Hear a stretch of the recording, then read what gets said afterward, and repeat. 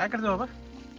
मी ही जी बरणी आहे त्याला होल पाडतो. होल पाडल्यानंतर त्याच्यामध्ये आतमध्ये आपल्याला पाणी घ्यायचं. पाणी घेतल्यानंतर मग जे लिक्विड आहे भुंग मारण्यासाठी ते आपण लिक्विड त्या पाण्याच्या वरती टांगून ठेवायचं बरणीमध्ये. मग ते आपण नारळाच्या झाडाला ही बरणी अशी टांगून ठेवायची.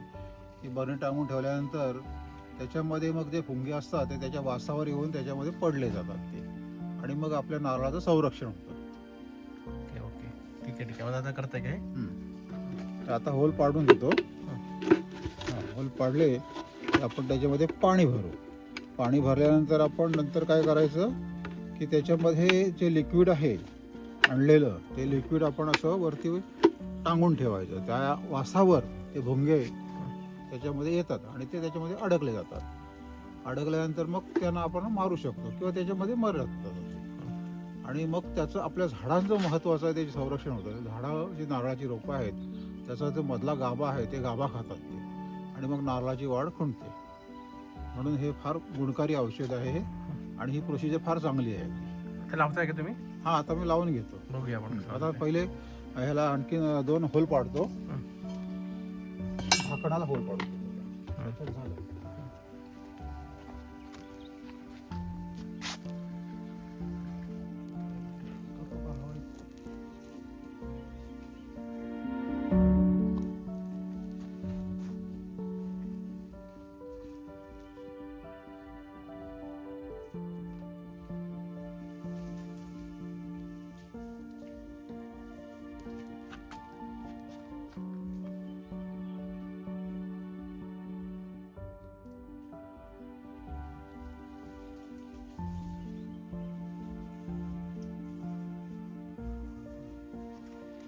आपण झाकणाला 2 होल पाडून घेऊया.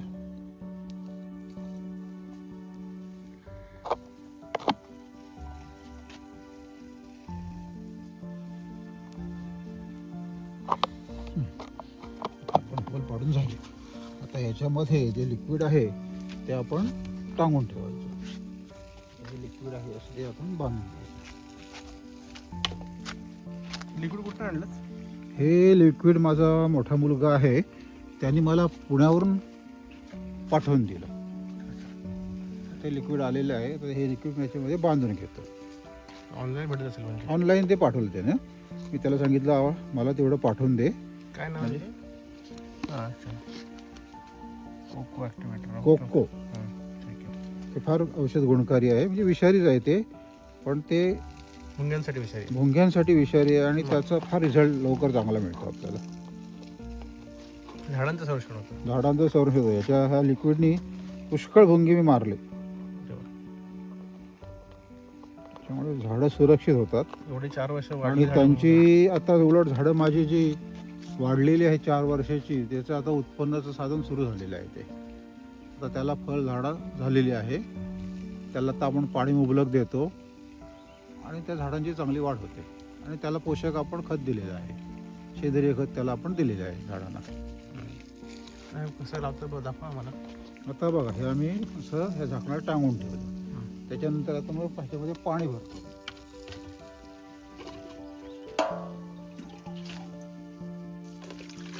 पाणी भरून घ्यायचं याच्यामध्ये.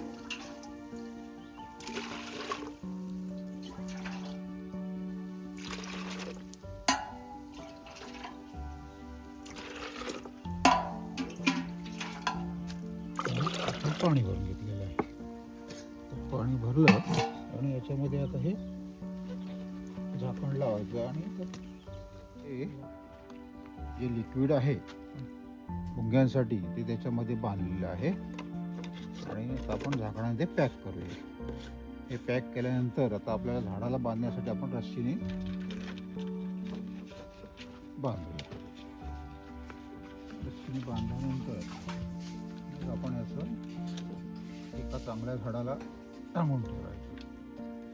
आणि त्याच्यानंतर मग रात्री जे भुंगे त्यांचं भ्रमण असतं, पण तिथं त्यांना जे वास सुटलं त्यांना आकर्षक करतं ते त्याच्यामध्ये जे लिक्विड आहे ते, आणि त्या आकर्षणाच्या वर ते मग ते त्या झाडावर येतात. आणि आकर्षणाच्यामुळे ते लिक्विडच्या ह्याच्यामुळे ते बरणीमध्ये प्रवेश करतात आणि मग आतमध्ये पाण्यामध्ये ते पडले की त्यांचं जीवन संपलं जातं ते, आणि आपल्या झाडाचं संरक्षण होतं.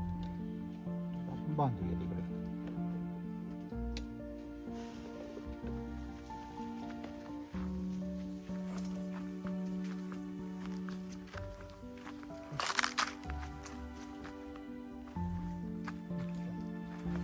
हे जे झाड आहे त्याच्यावर भुंग्याने अटॅक केला आणि त्याच्यामुळे ते झाडाची वाढही खुंटली.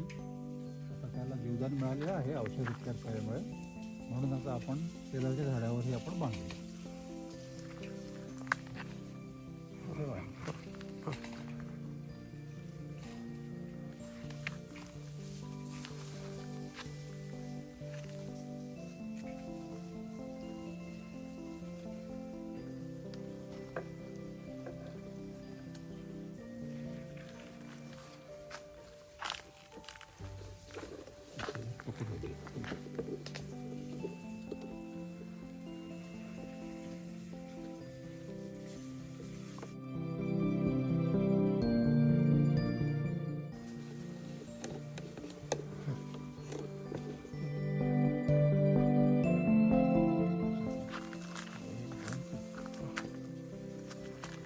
आपण हे बांधून इथे ठेवलेलं आहे. बांधल्यामुळे रात्रीच्या वेळेला जेव्हा ते त्यांचं भ्रमण असतं त्या भ्रमणाच्यामुळे ते त्या लिक्विडच्या वासाने ते असं आकर्षण होतं मुंग्याचं आणि ते त्याच्यामध्ये मग ते प्रवेश करतात आणि मग प्रवेश केल्यानंतर त्याच्यामध्ये त्यांचं जीवन संपलेलं असतं आणि झाड आपलं सुरक्षित आहे.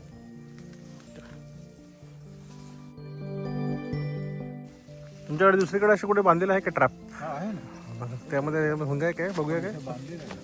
अच्छा, हे अजून एक आहे. इथे आपण असं बांधलेलं आहे. त्याच्यामध्ये आपण पाणी भरलेलं आहे. आतमध्ये ते लिक्विड बांधलेलं आहे. त्याच्यामध्ये लिक्विड तुम्हाला दिसेल आतमध्ये. मुंगा आहे त्याच्यात? हा भुंगा बघूया आहे का? याच्यात ना आलेलं पण मी खाली जे बांधलेले आहेत त्याच्यामध्ये भुंगे पडलेले आहेत. बघूया का? असेल चला दाखव. चला.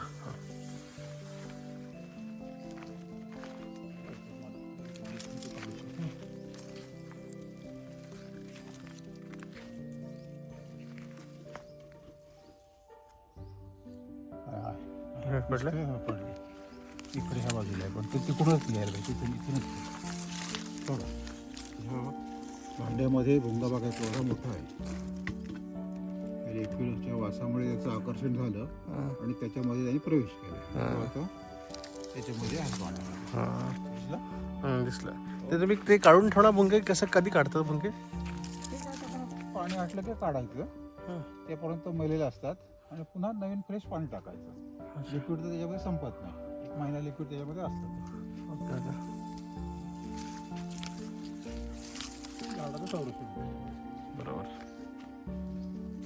चांगला उपाय आहे. याला फवारणीची गरज नाही म्हणा. हे याला मग फवारण्याची आवश्यकताच नाही. म्हणजे केमिकल झाडावर जात नाही. हा झाडं कशी आपण सेंद्रिय खतावर वाढवलेली आहे आणि त्याच्यामुळे ह्याच्यामध्ये ते लिक्विड ठेवल्याने ते भुंग्याचं भ्रमण त्याच्यामध्ये होतं आणि भुंगे त्याच्यामध्ये पडले ते अडकले की पाण्यामध्ये तरंगून त्याचं जीवदान संपलेलं असतं.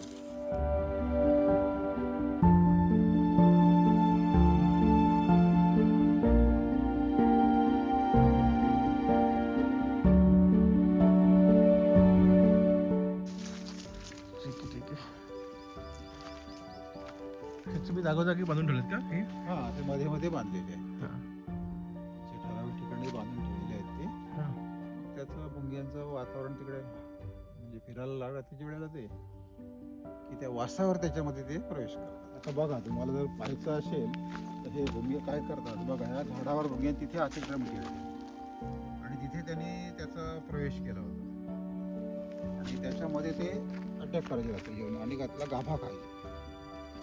त्याच्यामुळे मग मी ही नवीन जी कल्पना सुचली ती इथे प्रत्येक ठिकाणी ते बांधलेलं आहे भांडं आणि त्याच्यात ते लिक्विड आहे. त्या लिक्विडच्या वासावर त्याच्यामध्ये ते आतमध्ये पडले जातात आणि मग झाडाचं संरक्षण होतं. मी देखील इथे हे बागायत करून याच्यामध्ये नारळाची लागवड केलेली आहे. तर नारळ म्हटलं की त्याच्यावर भुंगे आलेच आणि त्या भुंग्याचं संरक्षण करायचं असेल तर माझी शेतकरी बांधवांना विनंती आहे त्यांनी जो आत्ता मी प्रयोग केलेला आहे जे भांडं आणलेलं आहे त्या भांड्यामध्ये पाणी आणि ते लिक्विड ठेवलेलं आहे.